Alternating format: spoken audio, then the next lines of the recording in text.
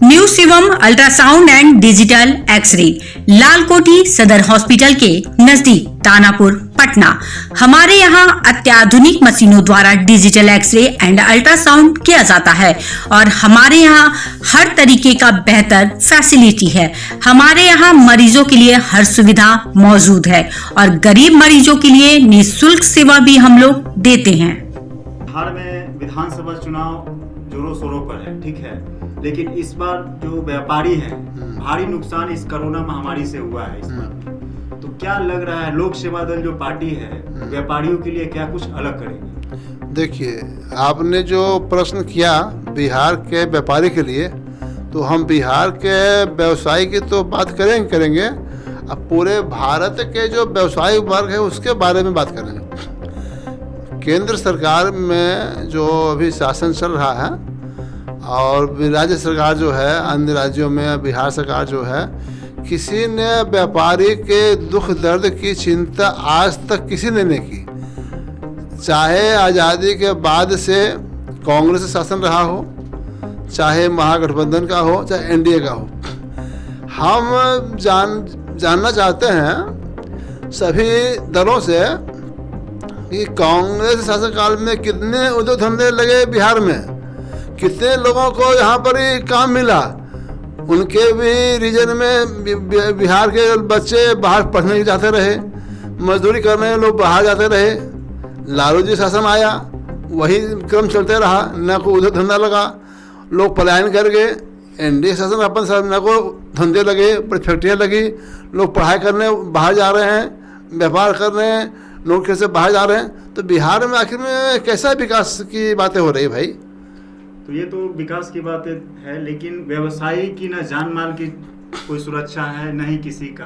तो न विपक्ष इस पे सवाल उठा रही है, न ही राज्य सरकार इस पे उठा रही है, और न ही केंद्र सरकार। तो लोक सेवा दल क्या कुछ करेगी इस व्यवसायियों के लिए? ऐसा है कि व्यवसायी वर्ग का जो है वो खाली व्यापारी से टैक्स लेना, वोट लेना है। टैक्स, व्यापारी के टैक्स से देश चलता है। व्यवसायी वर्ग जो है देश की आर्थिक रीढ़ है और इसके बारे में सोचना नहीं, कितना दुखद बात है।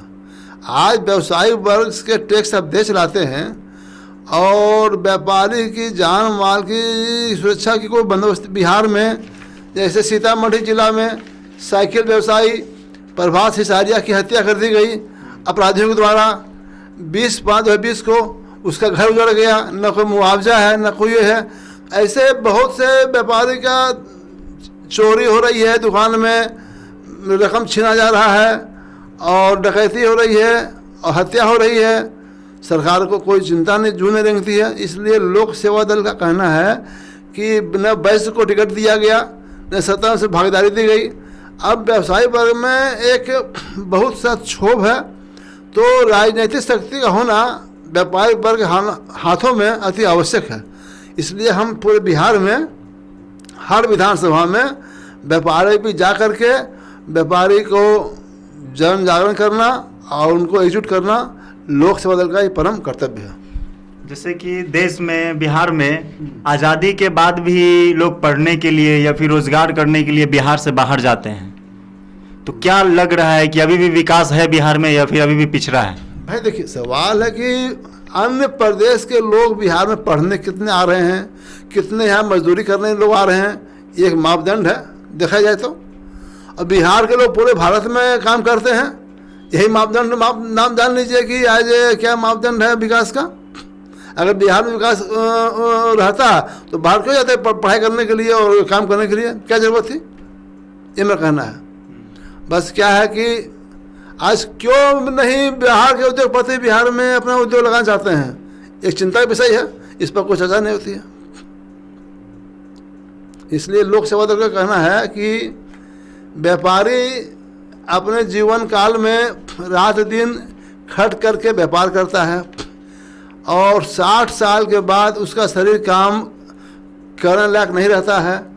तो वो जीवन 60 साल के बाद जो है सरकार को व्यापारी पेंशन योजना लागू करे।